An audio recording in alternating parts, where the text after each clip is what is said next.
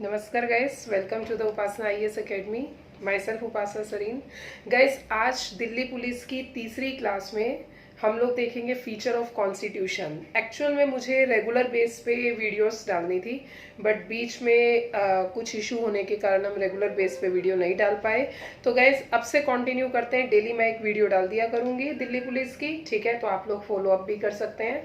So now the next thing is feature of constitution. So guys, previous videos में हमने देखा कि constitution क्या है।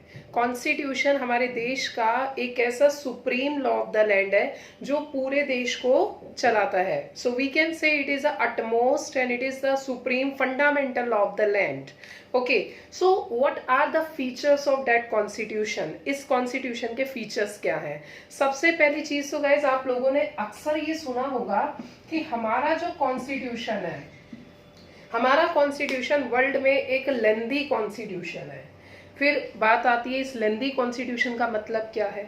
लेंदी कॉन्स्टिट्यूशन का मतलब किन रीजन से ये लेंदी कॉन्स्टिट्यूशन है। सो सबसे पहली बात तो जो हमारे फोर फादर्स हैं जिन्होंने ये कॉन्स्टिट्यूशन बनाया, जो ड्राफ्टिंग कमेटी के मेंबर्स थे, इसके अलावा अदर कमेटीज के मेंबर थे, तो सबसे पहला तो ये चीज थी कि क्यों ना हम इस कॉन्स्टिट्यूशन को या जो हमारे भारत का स्ट्रक्चर है, इस स्ट्रक्चर को एक नए फ्रेमवर्क देने की जगह पे जो हम इसके सोर्सेज रखेंगे, वो सोर्सेज हम इंटरनल रख सकते हैं और हम कुछ सोर्सेज एक्सटर्नल बेस पे ले सकते हैं, ठीक है ना?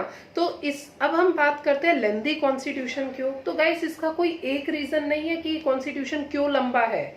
इस कॉन्स्टिट्यूशन के लंबा होने के कई रीजंस हैं। जैसे फॉर एग्जांपल सबसे पहला रीजन ही ले लो, ये वेरियस सोर्सेज से लेके बनाया गया। अब वेरियस सोर्सेज से लेके बनाने का मतलब क्या है? सिंपल सी बात है, इंटरनल सोर्सेज हो गए, जैसे government of India act 1919, government of India act 1935 हो गया, या फिर इसके अलावा चार्टर एक्ट से कुछ प्रोविजंस हो गए, ठीक है, या इंडियन काउंसिल एक्ट के प्रोविजंस हो गए। और अगर मैं एक्सटर्नल सोर्सेज की बात करूं तो एक्सटर्नल सोर्सेज का मतलब है कि जो बाहर से लिए गए, जैसे फंडामेंटल राइट यूएसए से लिया हुआ है, प्रियम्बल यूएसए से है, जुडिशियल रिव्यू यूएसए से, रूल ऑफ लॉ यूके से है, सिटीजनशिप यूके से है, ठीक है, डीपीएसपी आयरलैंड से है, इमरजेंसी जर्मनी से है। तो इतना जो हमने पूरा कॉन्स्टिट्यूशन बनाया और इस कॉन्स्टिट्यूशन के जो पार्ट्स बनाए गए, सिंपल सी बात है, कौन सा सेक्शन कहां से लिया जाएगा?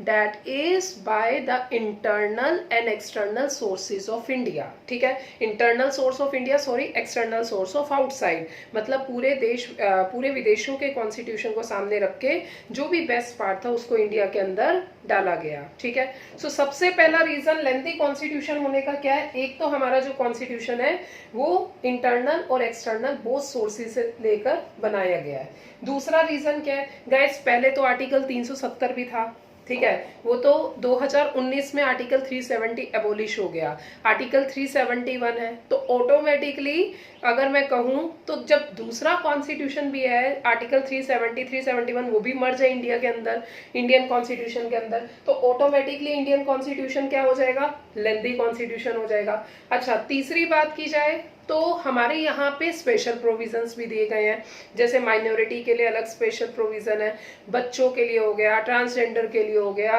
या गरीब वर्ग के लिए हो गया, बीपीएल के लिए हो गया, ओबीसी के लिए हो गया। तो इतने सारे ये जो अलग अलग स्पेशल प्रोविजंस बनाए गए हैं, these special provision are also making a part in the lengthiest constitution, ठीक है? तो सिंपल सी बात है, संविधान बड़ा होने का कोई एक रीजन नहीं है, इसके कुछ रीजंस हैं। तो हमने क्या क्या रीजन देख लिए, आप अपनी कॉपी में नोट डाउन भी करते जाइए।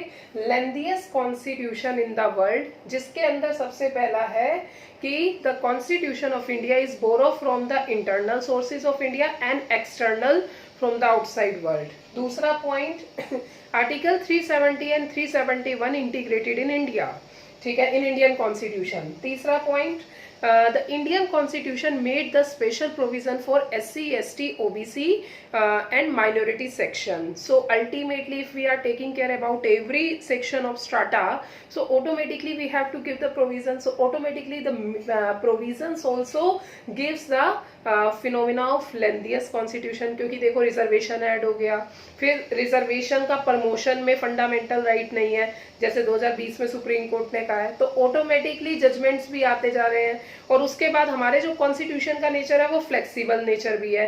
फ्लेक्सिबल का मतलब है so there is a provision of amendment, और जब अमेंडमेंट का प्रोसीजर है तो ऑटोमेटिकली वो क्या बन जाएगा, लेंदी कॉन्स्टिट्यूशन बन जाएगा। ठीक है, दूसरा हम बात करें तो हमारा कॉन्स्टिट्यूशन जो है ये एक रिटन कॉन्स्टिट्यूशन है। रिटन कॉन्स्टिट्यूशन का मतलब क्या है, एक लिखित संविधान। अब मैं अक्सर अपनी क्लास में बच्चों से पूछती हूँ कि भाई रिटन और अनरिटन का मतलब क्या है, तो कुछ बच्चे तो जवाब देते हैं मैडम रिटन का मतलब है whatever the right in the constitution is a written, और अनरिटन का मतलब क्या है, विच इज नॉट रिटन। तो भाई ऐसा नहीं होता है, रिटन और अनरिटन का मतलब यहाँ पे एक डिफरेंट वे है।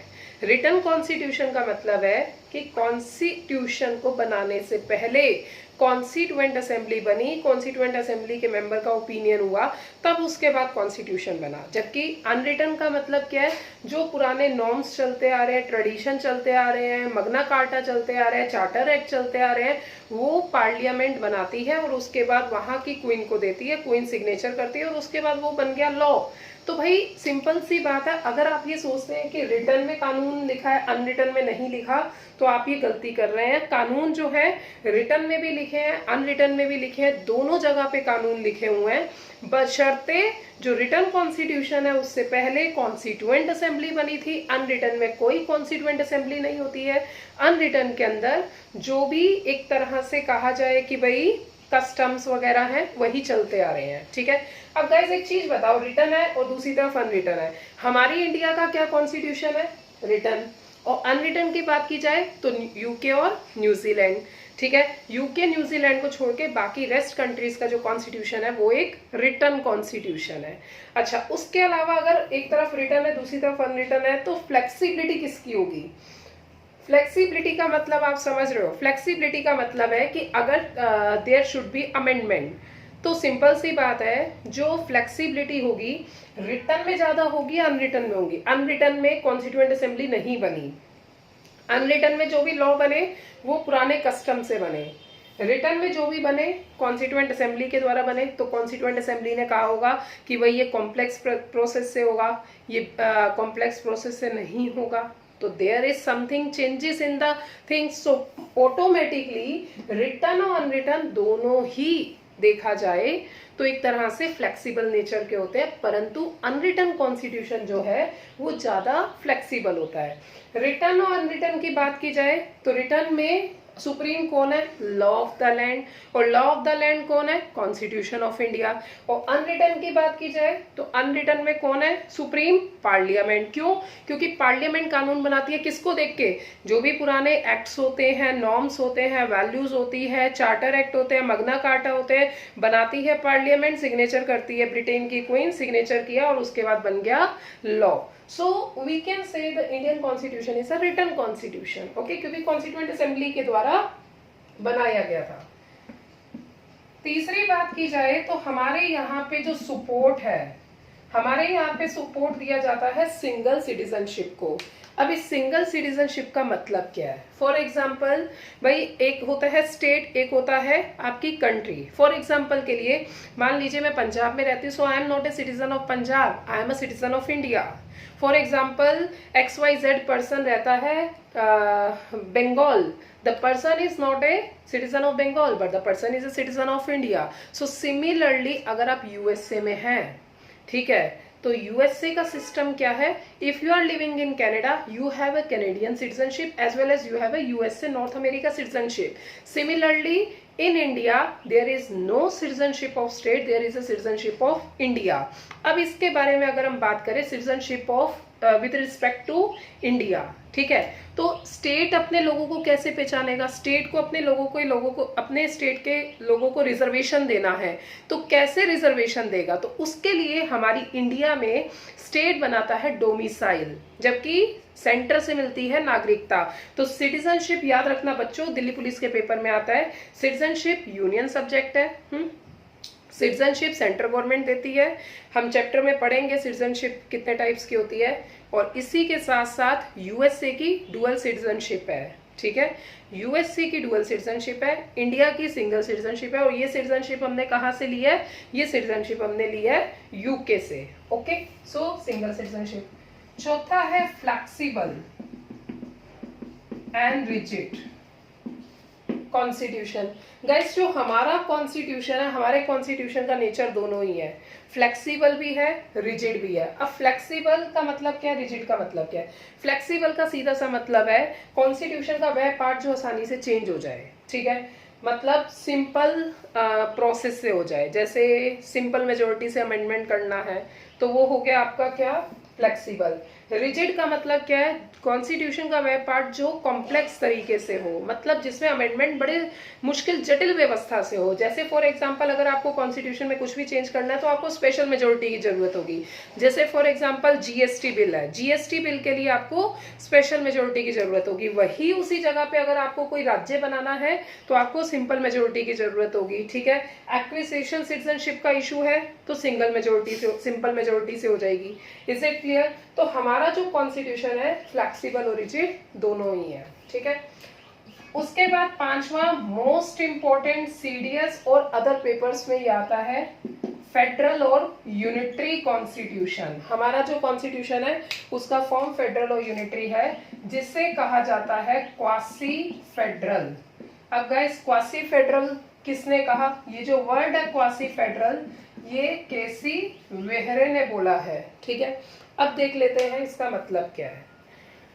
फेडरल का मतलब है, देखो हमारे कॉन्स्टिट्यूशन में कहीं फेडरल वर्ड नहीं लिखा, हमारे कॉन्स्टिट्यूशन में कहीं फेडरल नहीं लिखा, परंतु हमारा जो वे बना हुआ है, जो एक तरह से स्ट्रक्चर फॉर्म में है, वो फेडरल में है, परंतु जो ऊपर का आउटर लेयर है वो यूनिटरी फॉर्म में है। हाँ, यूनिटरी वर्ड हमारे कॉन्स्टिट्यूशन में लिखा है आर्टिकल 1 के अंदर, ठीक है। आप लोग जब कॉन्स्टिट्यूशन ऑफ इंडिया पढ़ेंगे तो आपको पता चलेगा कि आर्टिकल 1 क्या कहता है, India that is Bharat is a union of state, ठीक है।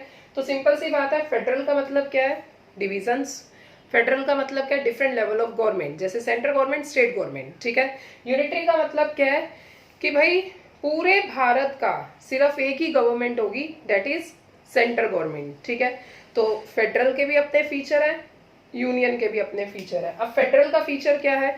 फेडरल का फीचर है जैसे फॉर एग्जांपल के लिए जुडिशरी, हाई कोर्ट भी है, सुप्रीम कोर्ट भी है, ठीक है। बाई कैमरलिज्म हो गया, विधानसभा, विधान परिषद, पार्लियामेंट हो गया, लोकसभा, राज्यसभा, ठीक है। ये फेडरल के फीचर्स हो गए, ठीक है। अब अगर मैं यूनिटरी की बात करूं तो जैसे इमरजेंसी का कंडीशन है, इमरजेंसी की कंडीशन में स्टेट की पावर खत्म हो जाती है, पूरी पावर किसके हाथ में आ जाती है? सेंटर के हाथ में आ जाती है, ठीक है। तो वहां पे क्या है? यूनियन है, सिंगल सिटीजनशिप यूनियन है। हाई कोर्ट और सुप्रीम कोर्ट में अगर देखा जाए तो सबसे ज्यादा पावर किसकी है? सुप्रीम कोर्ट की पावर है, ठीक है। तो इसी तरीके से सेम सेंटर और स्टेट में जब विवाद हो जाएगा तो किसकी पावर है? सेंटर की पावर है, ठीक है। तो सिंपल सी बात है, हमारा जो वे है, सिस्टम है, वो फेडरल है, परंतु आउटर लेयर जो बनाई हुई है वो यूनिटरी फॉर्म में बनाई हुई है। और ऐसा क्वासी फेडरल, क्योंकि इंडिया के अंदर दोनों फीचर्स मौजूद है, फेडरल और यूनिटरी दोनों के फीचर्स हैं, इसीलिए इंडिया को कहा गया है क्वासी फेडरल, ठीक है, जो कि केसी वहरे ने ये स्टेटमेंट दिया है। इसके अलावा गाइस और भी कई सारे फीचर्स हैं, बट ये फीचर्स जो है, ये फीचर्स मेन फीचर्स हैं, ठीक है। आई होप आपको ये चीज समझ में आई होगी। नेक्स्ट क्लास में हम नेक्स्ट देखेंगे, ठीक है। Thank you.